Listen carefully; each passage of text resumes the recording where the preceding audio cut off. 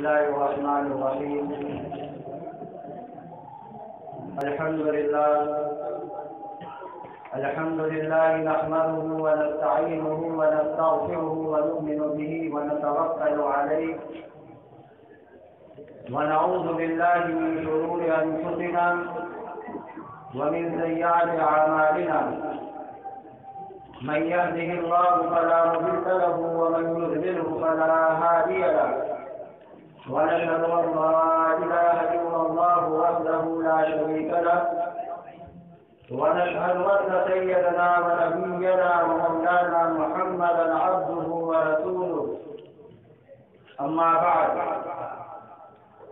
فأعوذ بالله من الشيطان الرجيم. بسم الله الرحمن الرحيم. يا أيها الذين آمنوا قوا أنفسكم وأهليكم نارا. وقال النبي الأكرم صلى الله عليه وسلم: ألا كلكم راع وكلكم مسؤول عن رعيته، أو كما قال عليه الصلاة والسلام.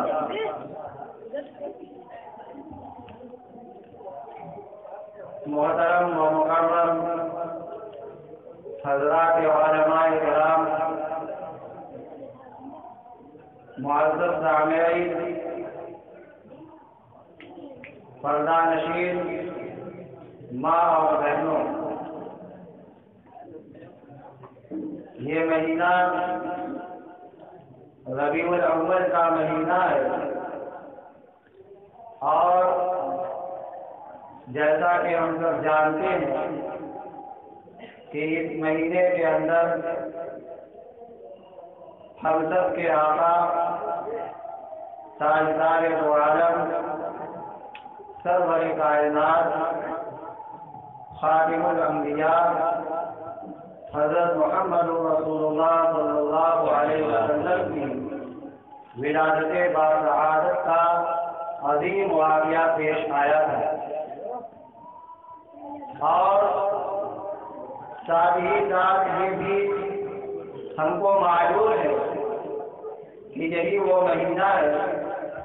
کہ جس کے اندر آپ صلی اللہ علیہ وسلم کی وفات کا غمناک اور المناک واقعہ بھی پیش آیا ہے۔ اللہ تبارک و تعالیٰ کی کیا مصلحت ہے اور کیا اس کے اندر حکمت پوشیدہ ہے کہ ہمارے آقا صلی اللہ علیہ وسلم کی ولادت کا اور وفات کا مہینہ ایک کر دیا، وہ اللہ تبارک و تعالیٰ ہی بہتر جانتے ہیں۔ اس تعلق سے اس ماہ مبارک کے اندر سیرت پاک کے عنوان سے مختلف پروگرام کیے جاتے ہیں، یقیناً ہونے چاہیے، اور ہمارا تو یہ ایمان بھی ہے، عقیدہ بھی ہے کہ اللہ کے نبی صلی اللہ علیہ وسلم کی پاکیزہ سیرت اور آپ کی پاکیزہ زندگی کے تعلق سے اور آپ کی حیات طیبہ کو بیان کیا جائے، یہ بھی عبادت کے درجے میں ہے۔ اس لیے یہ ایک دو دن کی نہیں، یہ تو پورے سال چلنے والی چیزیں ہیں۔ اللہ کے نبی صلی اللہ علیہ وسلم رہتی دنیا تک اور قیامت تک کے لیے نبی بنا کر دنیا کے اندر بھیجے گئے، تو ہر زمانے کے اندر، ہر دنوں کے اندر، ہر مہینے کے اندر آپ کا ذکر خیر ہوگا، آپ کی سیرت بیان کی جائے گی۔ اسی تعلق سے اس محلے کے اندر بھی یہ پروگرام پچھلے کئی سالوں سے لگاتار مسلسل ہوتا چلا آ رہا ہے، جس کے اندر حضرات علماء کرام تشریف لاتے ہیں اور اللہ کے نبی صلی اللہ علیہ وسلم کی مبارک سیرت اور آپ کی پاکیزہ زندگی اور آپ کی زندگی کے، آپ کی حیات کے مختلف شعبوں کے اور مختلف گوشوں کو قرآن و حدیث کی روشنی میں عوام الناس کے سامنے بیان کرتے ہیں۔ بیان کرنے کا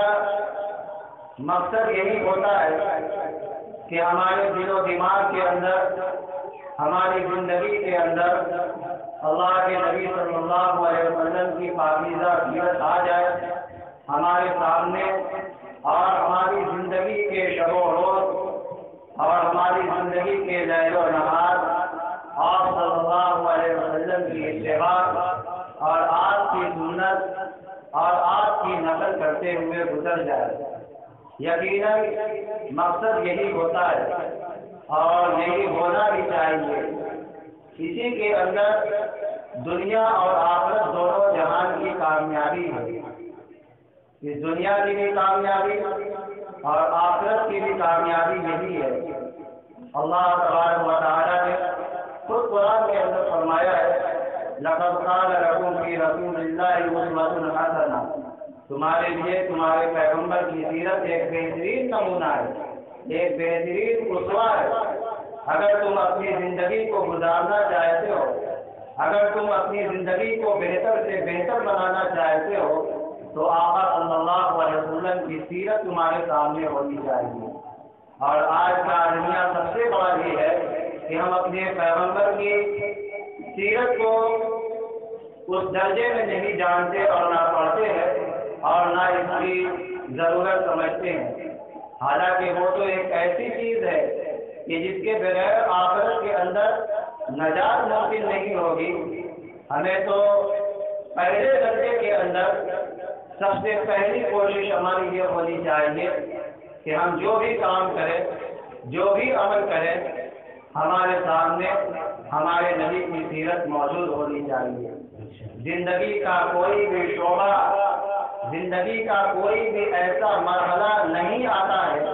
جس کے اندر ہمارے نبی صلی اللہ علیہ وسلم کی مکمل سیرت اور آپ کی رہنمائی، آپ کی ہدایات، آپ کی تعلیمات موجود نہ ہو۔ پیدائش سے لے کر موت تک، بلکہ موت کے بعد بھی احکام و مسائل حدیث کے اندر بیان کیے گئے۔ تو ایک آدمی کے لیے دنیا کے اندر آنے کے بعد جتنے مراحل اس کے اوپر آتے ہیں، چاہے وہ بچہ ہو، بچہ سے جب بڑا ہوگا جوان ہوگا، جوان سے آگے بڑھے گا تو ادھیڑ ہوگا،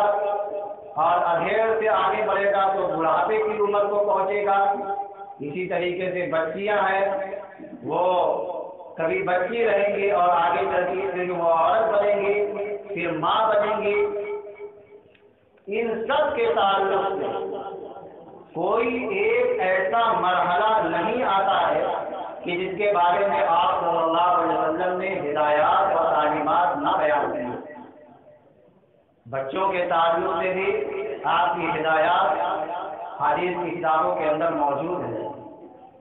غرض یہ کہ ہم زندگی کے اندر جس مرحلے کے اندر بھی ہوں، اس مرحلے کے اندر آقا صلی اللہ علیہ وسلم کی بہترین سیرت ہمارے سامنے موجود ہے۔ اگر ایک باپ ہے تو آپ علیہ الصلوۃ والسلام بھی تو 4 بچیوں کے باپ تھے، اور ان بچیوں کی آپ نے کیسی پرورش کی، پھر وہ بڑی ہوئی، جوان ہوئی، ان کا آپ نے نکاح کیا، ان کے ساتھ آپ کا کیا سلوک رہا، ان کے ساتھ آپ کا کیا معاملہ رہا، وہ ساری چیزیں سیرت کی کتابوں کے اندر ملیں گی۔ تو اگر ایک باپ ہے تو باپ کے تعلق سے بھی آپ صلی اللہ علیہ وسلم کی سیرت کا ضرور مطالعہ کرنا چاہیے کہ باپ کے کیا حقوق ہیں، باپ کی کیا ذمہ داریاں ہیں۔ اسی طریقے سے کوئی شوہر ہے تو آپ علیہ الصلوۃ والسلام کے یہاں تو بیک وقت 11 بیویاں آپ کے نکاح کے اندر موجود تھی۔ آپ کے نکاح کے اندر 11 بیویوں کا ہونا اور ہر ایک کے ساتھ آپ کا عدل، مساوات، برابری کا معاملہ کرنا، یہ خود اس بات کی طرف اشارہ کرتا ہے کہ آپ نے کس قدر خوبی کے ساتھ ان کے حقوق کو ادا کیے ہوں گے۔ اتنی کثیر تعداد میں عورت کا ہونا اور آپ علیہ الصلوۃ والسلام کا ایک ایک عورت کے حقوق کو بروقت ادا کرنا. اگر کوئی شوہر ہے تو وہ آپ صلی اللہ علیہ وسلم کی سیرت کا بحیثیت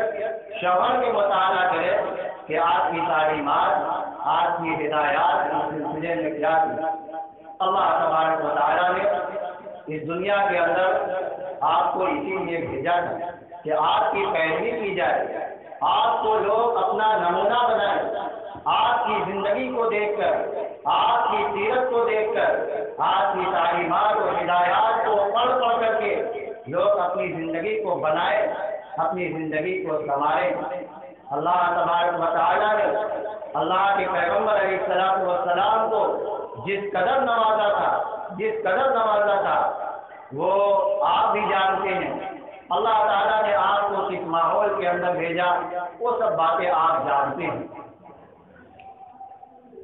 اللہ تبارک و تعالیٰ نے ہم سب کو مومن بنایا ہے، مسلمان مانا بنایا ہے،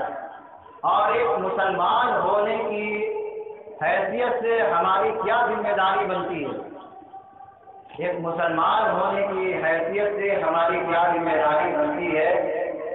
اس کے اوپر ہمیں توجہ رکھنی چاہیے کہ اللہ تعالیٰ نے اپنے خزانوں میں سے ایمان کی دولت سے ہمیں نوازا ہے.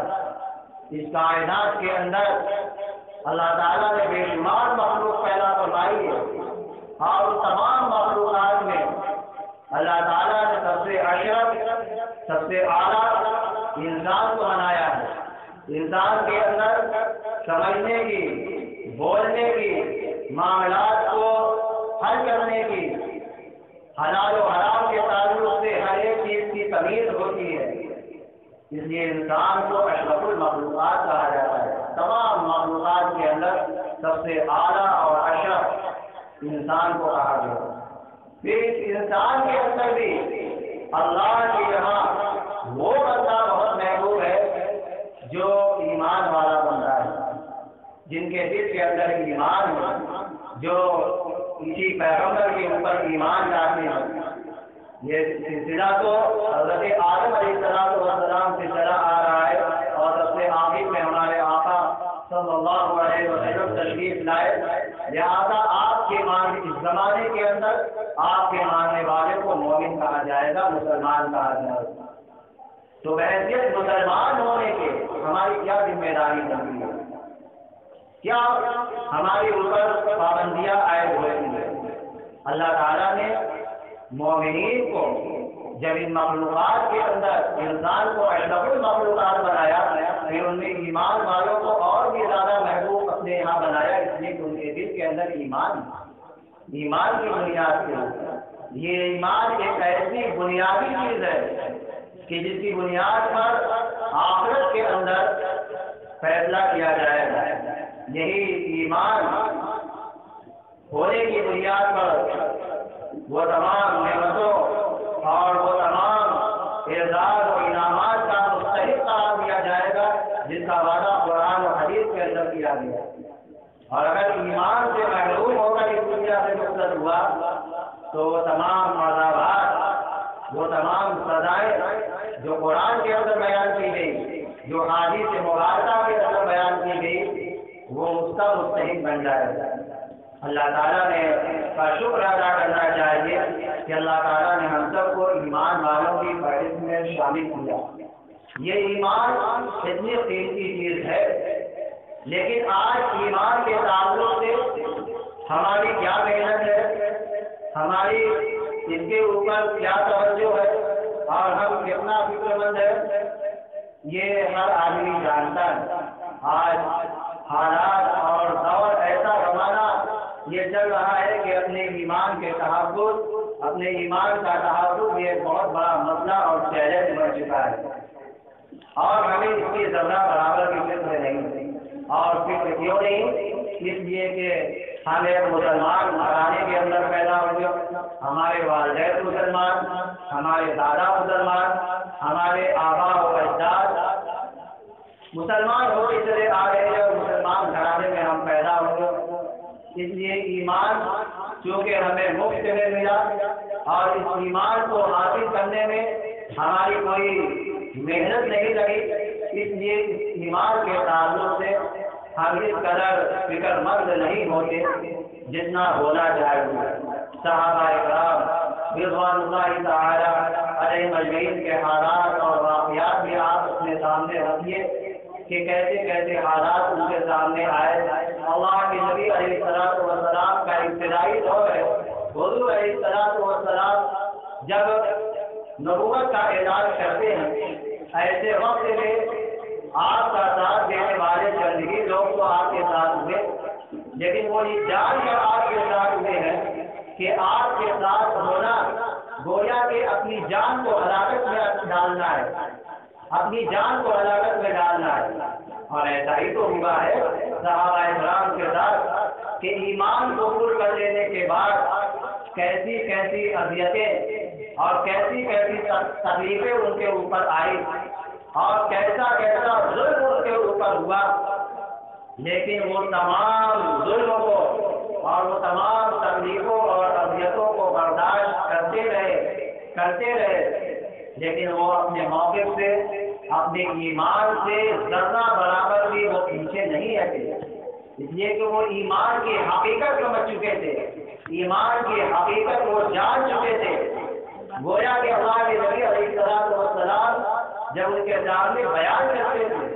تو ایسا ان کو محسوس ہوتا تھا کہ جنت و جہنم ان کے سامنے موجود ہے۔ تو ایمان تو گویا وہ ان کے دل و دماغ کے اندر بالکل اترا ہوا تھا، اس لیے وہ تمام آزمائشیں، وہ تمام ظلم اور بربریت کا اپنے اوپر وہ سب کچھ برداشت کر رہے تھے، لیکن ایمان کے تعلق سے کوئی بھی سیرت کے اندر ایک واقعہ نہیں بدلا سکتا صحابہ کی حیات کے اندر، صحابہ کے واقعات کے اندر کہ کیسی کیسی اذیتیں ان کے اوپر آئی، کیسے کیسے واقعات اور حالات ان کے اوپر آئے، لیکن ایک واقعہ کوئی بھی نہیں بدلا سکتا کہ ان حالات کی وجہ سے، ان آزمائش کی وجہ سے، ان تکلیفوں اور مظلوم ہونے کی بنیاد پر انہوں نے اپنے اسلام کو چھوڑ دیا ہو اور ایمان سے وہ پھر گئے ہو، مرتد ہو گئے ہو، نعوذ باللہ، ایسا ایک واقعہ نہیں ہے۔ ایمان کی حقیقت ان کے دلوں کے اندر بیٹھ گئی ہے، اس لیے کہ ایمان کو حاصل کرنے میں انہوں نے بہت کچھ کھویا تھا، اپنی زندگی کا عیش و آرام، اپنی زندگی کی خوشیاں انہوں نے کھوئی تھی، اپنوں کو کھویا تھا، بہت ساری چیزوں کو کھویا تھا، اور ان ساری چیزوں کو کھو کر انہوں نے اسلام کو، ایمان کو پایا تھا، اس لیے ان کے سامنے ایمان کی اہمیت تھی۔ اور وہ اس زمانے کے مرد تو مرد، عورتیں بھی بس ایسی ہی باہمت ہوا کرتی تھی۔ عورت تو اپنی بناوٹ کے اعتبار سے کمزور شمار کی جاتی ہے اور ہوتی بھی ہے، لیکن اس زمانے کی عورتوں کا کیا کہنا کہ وہ بھی اسلام لانے کے بعد، ایمان لانے کے بعد کیسی کیسی مصیبتیں ان کے اوپر آئی ہیں، تکلیفوں کو برداشت کیا ہے۔ اور آپ کو معلوم ہونا چاہیے کہ اسلام کے لیے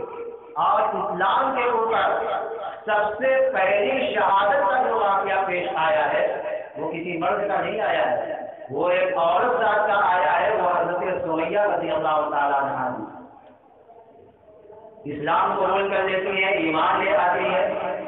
مکے کے سردار، مکے کے بڑے بڑے کفار اور مشرکین اپنی تمام طاقت جھونک دیتے ہیں ان کو اسلام سے پھیرنے کے لیے، اسلام سے پیچھے کرنے کے لیے، مرتد کرنے کے لیے اور اسلام سے ہٹانے کے لیے اپنی تمام طاقتوں کا استعمال کر دیتے ہیں، لیکن وہ ایک عورت ذات اپنے ایمان کے اوپر اس قدر مضبوطی کے ساتھ قائم رہی کہ جس کی تاریخ کے اندر مثال نہیں پیش کی جاتی ہے۔ آج کی عورتوں کو، آج کی بچیوں کو، آج کے تمام مسلمانوں کو ان صحابہ کے حالات کے اوپر نظر رکھنی چاہیے جو ابتدائی دور کے اندر مسلمان ہوئے، اور پھر کیسی شہادت حضرت سمیہ رضی اللہ تعالیٰ عنہ کی، اللہ اکبر، جبکہ اسلام کا یہ حکم ہے کہ اگر کسی عورت کے اوپر کوئی حد جاری کی جائے گی تو وہ کھلے عام میدان کے اندر نہیں جاری کی جائے گی، وہ لوگوں سے چھپ چھپا کر ایک عورت ذات ہے، وہ پردے میں رہنے والی چیز ہے، لیکن حضرت سمیہ رضی اللہ تعالیٰ عنہا کو عنہا کے ساتھ اسلام لانے کی وجہ سے کیسا واقعہ پیش آیا اور کیسی دردناک شہادت کا واقعہ ان کو پیش آیا، یہ ہمارے سامنے ہونا چاہیے۔ آج یہ ایمان ہمارے پاس موجود ہے تو ہمیں اس کی اہمیت سمجھ میں نہیں آ رہی، لیکن یہی ایمان کل میدان محشر میں ہماری کامیابی کا ضامن ہوگا۔ یہی ایمان اس دنیا کے اندر اپنے ایمان کے تحفظ اور اپنے ایمان کے بچاؤ اور اس کے لیے فکر مند اگر ہم رہیں گے تو یقیناً یہ آخرت کے اندر بہت بڑی کامیابی ہوگی۔ حالات اس وقت بہت تیزی سے بدل رہے ہیں اور آپ تو مجھ سے زیادہ بہتر جانتے ہوں گے کہ ملک کے حالات کیسے ہیں اور مسلمانوں کے ساتھ کیسے کیسے مسائل درپیش ہیں۔ بہت سارے مسائل ہیں، معاشی حالت کیسی ہے اور ملک میں شہریت کا رہنے کا الگ مسئلہ ہے، بے شمار مسائل ہیں۔ ان میں سے ان سارے مسائل کو آپ کنارے رکھیے، ان میں سے اس وقت سب سے بڑا جو مسئلہ ہے وہ ایمان کے تحفظ کا ہے، اور مخالفین اسلام اور دشمنان اسلام کا اس وقت سب سے بڑا ایجنڈا یہی ہے کہ مسلمان بچیوں کو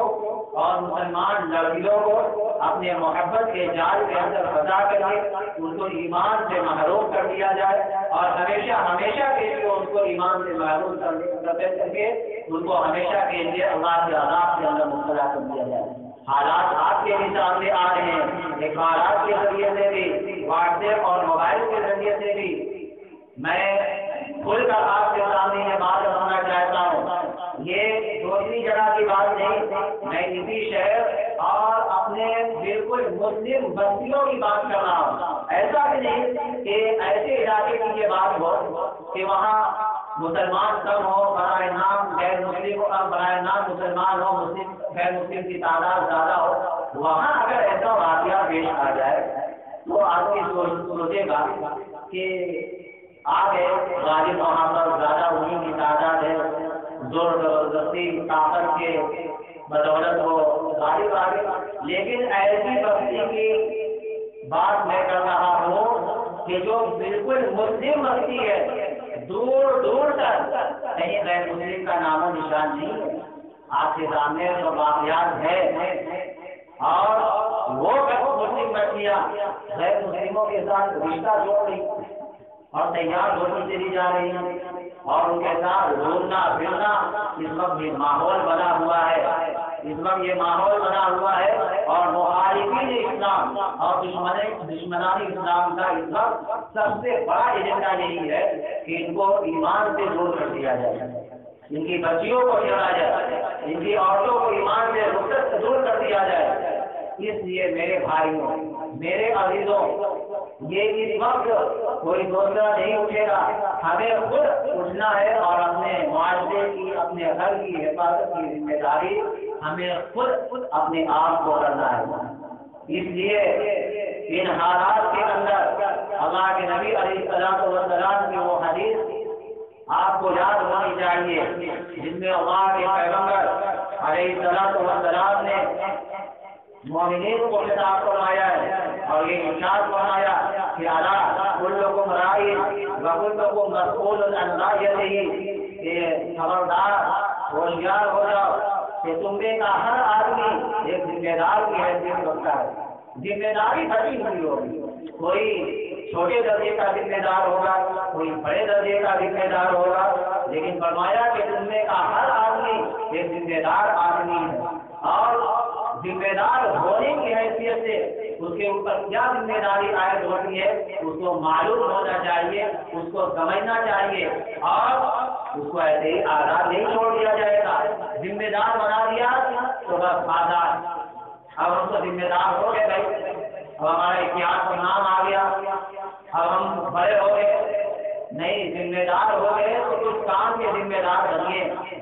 کل قیامت کے دن اللہ تعالیٰ اس ذمہ داروں سے معاوضہ کرے گا اور سوال کرے گا، جیسا کہ حدیث کے الفاظ بتلا رہے ہیں کہ وہ مسئول عن رعیتہ، کہ وہ کل قیامت کے دن ان سے سوال کیا جائے گا ان کی رعایا کے بارے میں، یعنی جن لوگوں کے بارے میں ان کو ذمہ دار بنایا ہے ان کے بارے میں پہلے ان کو سوال کیا جائے گا۔ اب ذمہ داری بٹی ہوئی ہے، ایک بادشاہ ہوتا ہے، جیسے ملک کا بادشاہ ہے تو ملک کا بادشاہ تو پورے ملک کا ذمہ دار ہوگا، اس سے پورے ملک کی رعایا کے بارے میں سوال ہوگا۔